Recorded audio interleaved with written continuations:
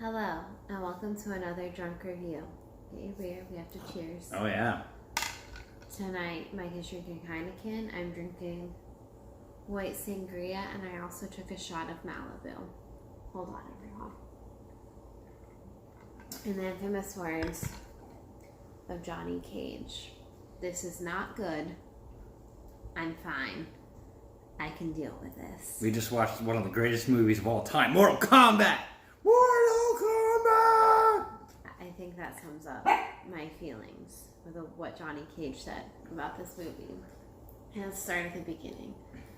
The New Line Cinema thing comes up. The logo. And they go, Mortal Kombat! And it's amazing, already. And I gotta say, all the music in this movie, chef's kiss. And absolutely pop. Oh, wait. I just have to say, I would like, as we all know, I have to thank AJ for making us endure the last film that we saw. So I guess I should thank Ben Bateman and Andrew Guy for making me endure this movie. So, cheers. Check out the Action Industries YouTube. 100% salute. Salute. From your generals to you. You made this happen, and I could not be happier right now. I got to watch Mortal Kombat. So listen. And any day you watch Mortal Kombat is better than a day that you don't watch Mortal Kombat. The other night we were watching the Action Guys. And I admit, I've never seen Mortal Kombat. And they were excited. Everyone in the chat was excited. It was like people were speaking another language. I have never seen this one so excited. I'm going to be honest with everyone. I went and saw Endgame with him. I have seen every Star Wars movie. That's my dog. I'm sorry, Luna. I've seen every Star Wars movie with him at this point now. We've watched the last couple together for the first time in theaters. And I have never seen this man so excited as he was tonight when we watched Mortal Kombat. It's Mortal Kombat. He was so excited. I have a lot of thoughts. So let's go back to the beginning. So New Line Cinema. Mortal Kombat! Great. It's already like the That's greatest a great movie of all start. time. Wow. But then he kills like a 12-year-old. And he saw this when he was 12. And I was like, I get that this movie is rated PG-13. That's really intense. Because like children were watching this movie. Because it's based off a video game. And children were playing the video game. The video game was pretty controversial. I saw the movie at midnight as a 12-year-old, and it was amazing. Isn't that adorable? I bet you he was just like fist pumping in the theater. You damn right I was. So anyways, we're matching today, by the way. We're wearing our Shoutout shirts. It's Showdown week. Anyways, it's a thing. Back on topic. Mortal Kombat. So then they killed the 12-year-old. Johnny Tsunami. I'm sorry. I'm a child who was born in the 90s and like had their coming of age in the 2000s. So that man to me will always be Johnny Tsunami from the Disney Channel original movie Johnny Tsunami. So Johnny Tsunami kills a 12-year-old. I don't know what that face is. So he kills a 12-year-old, and then it goes to Liu Kang. Is that his name? Liu Kang. He's my favorite character in this movie, by the way. And she Liu can't Kang. remember He his had, name. I know. He has some great lines. Okay, like he did. Like Johnny Cage deserved to have his luggage dropped into the ocean, and then he deserved to fall off the boat. Which those are some great boats. They're like little dragon boats. Anyways, so we go to Liu Kang. And it's some like very moody green lighting in this opening, well not the opening scene, but the second scene where we're introduced to our hero. So then he gets a weird ass telegram about his brother being dead. That's really weird, but whatever. So, it literally says, brother dead, return home, grandfather. Yeah, what he said. So that happens, and then they go, and then we get introduced to the other people. We get introduced to Sonya. Which I don't understand, because she's all like, I got a vendetta, my partner died. And then later on, she's all like, I work by myself. And they're all like, Sonya, you need to learn to trust people. And I'm like, she had a mother effing partner. How does she work by herself? How does she need to learn how to trust people? I don't know. And Kano made a smile from ear. Yeah, that's some... to do you think the Dark Knight ripped that off? / also, it's the Great Hall, and then Harry Potter is the Great Hall. Do we think that J.K. Rowling ripped off Mortal Kombat. I have so many I don't know, questions. but in Mortal Kombat, they brought the food out and then, like, immediately just flipped the tables over, which made me so happy. Because, like, you know, they're like, hey, here's some food. Nope, fuck you. Woo! So let's get back. That would have been so much better in Harry Potter if they had done that in Harry Potter. That would have been amazing. We're meeting Johnny Cage, and we meet Sonya, and we meet Lou, who I like, and he drops his suitcases in the water. Then, what's the guy? The Thor wannabe? Him. The cross-eyed guy. Right. And he like speaks in whispers, and it's very weird. I don't understand. He's forbidden from fighting or whatever, but I'm like, he's an like, elder god. You have powers, and you're a god. And he's like, the god of thunder and lightning. I don't like the fact that they kept making Lou feel guilty about his brother. He's a freaking human. You're a god, and you're. Did you just burp? That's gross. But anyways, so then So Sub-Zero is just like this Elsa wannabe. Okay, let's fast forward. Let's fast forward to they're fighting. So they're fighting, and I don't understand because Johnny Tsunami makes Sonya and Liu Kang fight in like in an arena in front of a crowd. They're like in the sand. This is my complaint. Sonya. #justice for Sonya. That mother effer had to fight in like jeans and little booty shorts, and these boys were getting to wear these MC Hammer comfy pants. That's not fair. That's not fair. And I did like Lou's line when he's like, that's not your mind. That's not her mind you're admiring or whatever to Johnny Cage. So I was like accurate. And I said the second that they got on screen together, I said they're gonna fall in love. Anyways, so they're all fighting. And, you know, whatever. And they get, like, normal fights in front of Johnny Tsunami. And then, Luna, I'm filming a drunk review. Anyways. So then it gets to Johnny Cage's first match. And I don't understand why he's just in a forest fighting Scorpion. And then, like, doing gymnastics on some staircases or whatever that he's doing. But the other two got a totally normal fight. And then the one guy who we don't know his name, he only knows his name because he read the novel because he's a nerd. And I said... Artleen. I say, yeah, him. They never say his name in this movie. Artleen. Then they all act like they're attached to this guy. We don't even know his name, and they're like, no, when he dies. So anyways, let's get to Princess Exposition, as I like to call her, Princess Katana, who's just like, I'm here to tell you the plotline of this movie. I'm Princess Exposition. So she comes in, and she tells Lou, who's my favorite character, by the way. She tells him that what did she say? You need to use the element that brings life in your fight against Princess Elsa. In your next fight, use the element that brings life. Which is against Princess Elsa, aka Sub-Zero, right? So anyways, I turned to Mike. Well, he was all like, let it go, let it go. And so I turned to Mike and I say, does Lou need to use sperm in his next fight? Is it sperm? Because what is the element that brings life? Because, like, he's a guy, it's probably sperm, right? Spoiler alert, it's not sperm. It's water. And sperm would have been way more interesting if he was just like, on his little slivers. Go at Elsa. That doesn't happen. He uses water. He, like, not as impressive. He shoots a what is it? He's able to take a bucket of water and just, like, swing it around without getting any of the water out of it. It's amazing. Which I don't think makes any sense, because if Princess Elsa can do ice, I don't know why Princess Elsa didn't just turn that bucket of water into ice. But Princess Elsa doesn't, and he defeats Princess Elsa. Yay. So then... Sonya, again, justice for Sonya, because Sonya, who's just fighting people in jeans, not fair. I'm telling you, these boys, they're wearing comfy pants.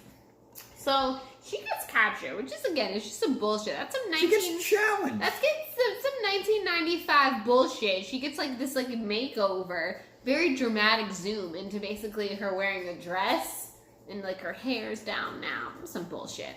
Anyways. She gets challenged, and she's like, I'm not going to fight you, Johnny Tsunami.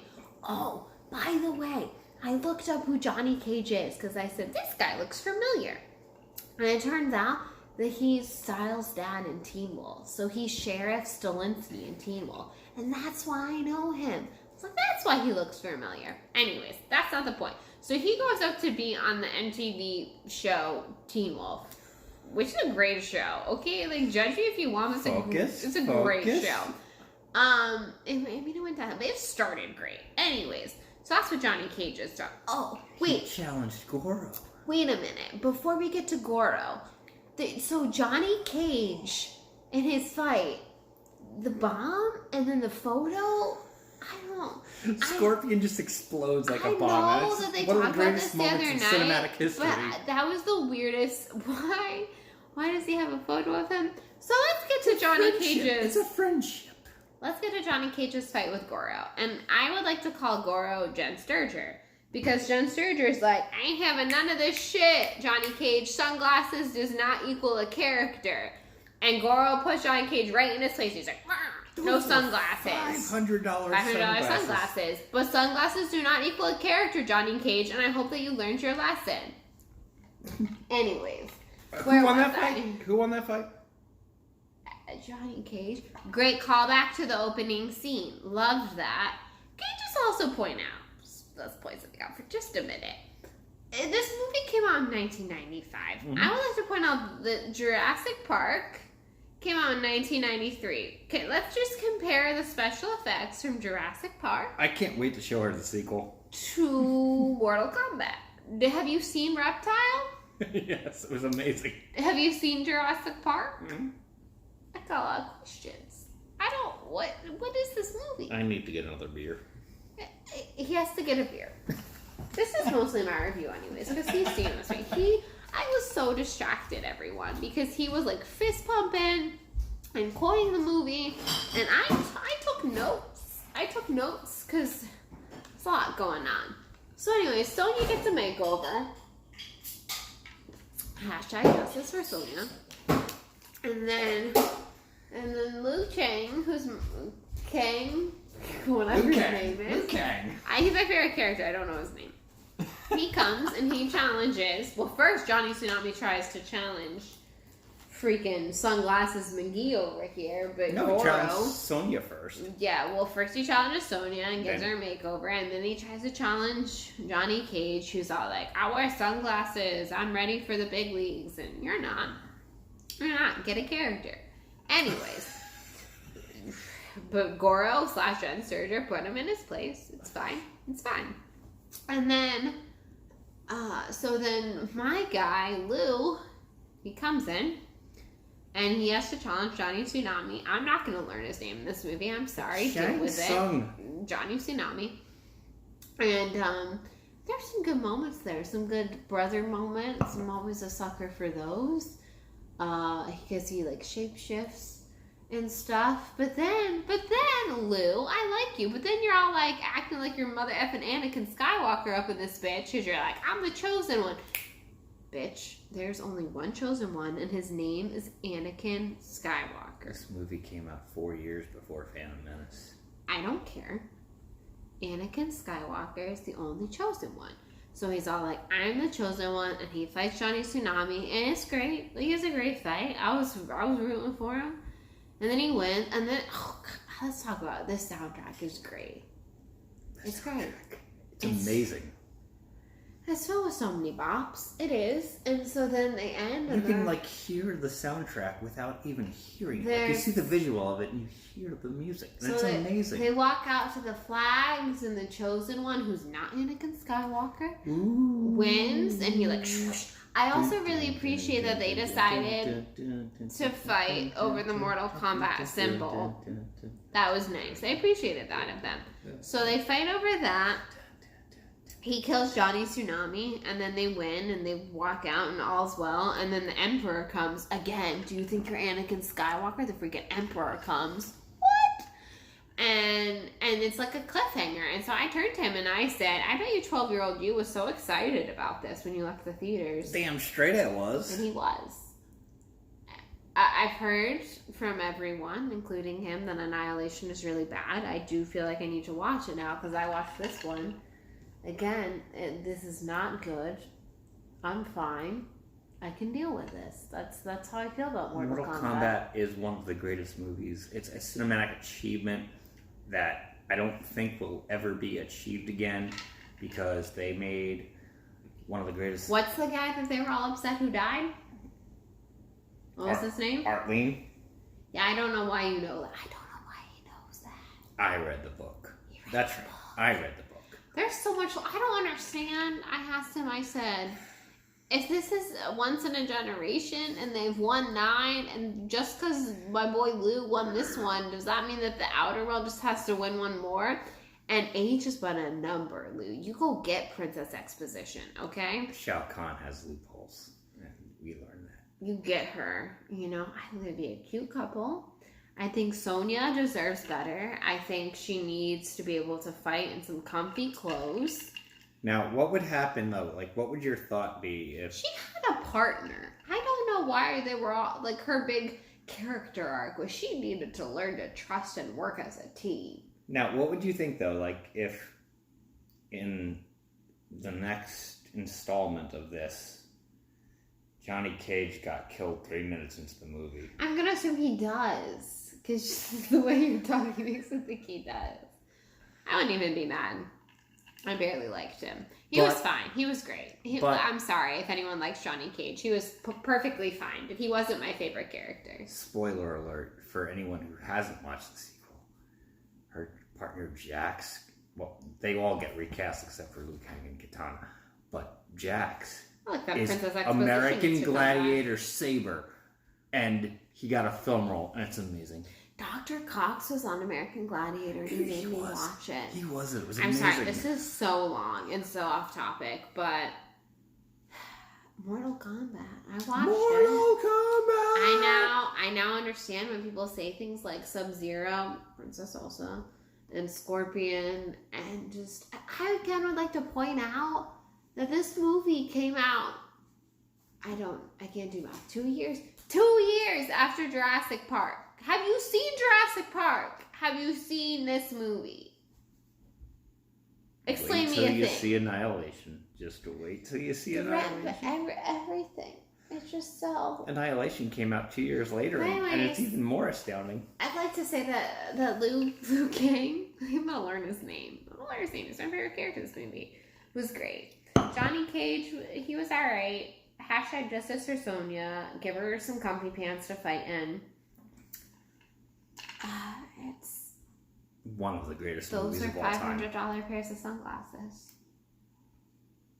Goro was right to strip you of them, though, Johnny, because you are more than your sunglasses. Goro got punched in the nuts. Goro!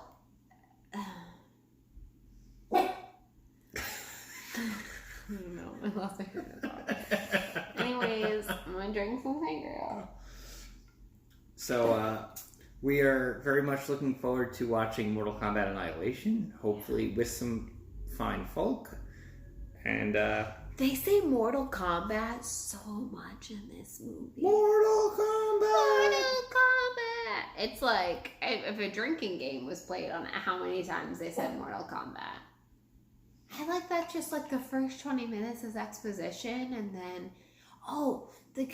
what's his name, Raiden, the Thor wannabe, and cross-eyed mother effer, who speaks in whisper talk at the when they're on the boat. Just think about Raiden. And he's like, the fate of billions of people are on, you're determined or whatever, and he's like, sorry, and I'm like, that was so awkward. He's so creepy. Raiden equals creepy. If you have anything to take out of this review, Raiden. He's a creepy mother effer. He is. Raiden equals creepy. Anyways, I think that's all I have to say. Well, I don't know why he thought he was mother effing Anakin Scott. I'm the chosen one. You're not. Get at it. Liu Kang, Johnny Cage, Scorpion, Sonya, Sub-Zero, Kano. Goro was let's just talk about before we sign off. Kano was every guy you've ever walked into a pub in England, and he's like, "Hey mate, want to grab a pint?" That was him. I was unimpressed. That was really bad. I'm British impression. I'm sorry. For all British people, I'm sorry. But my last thought.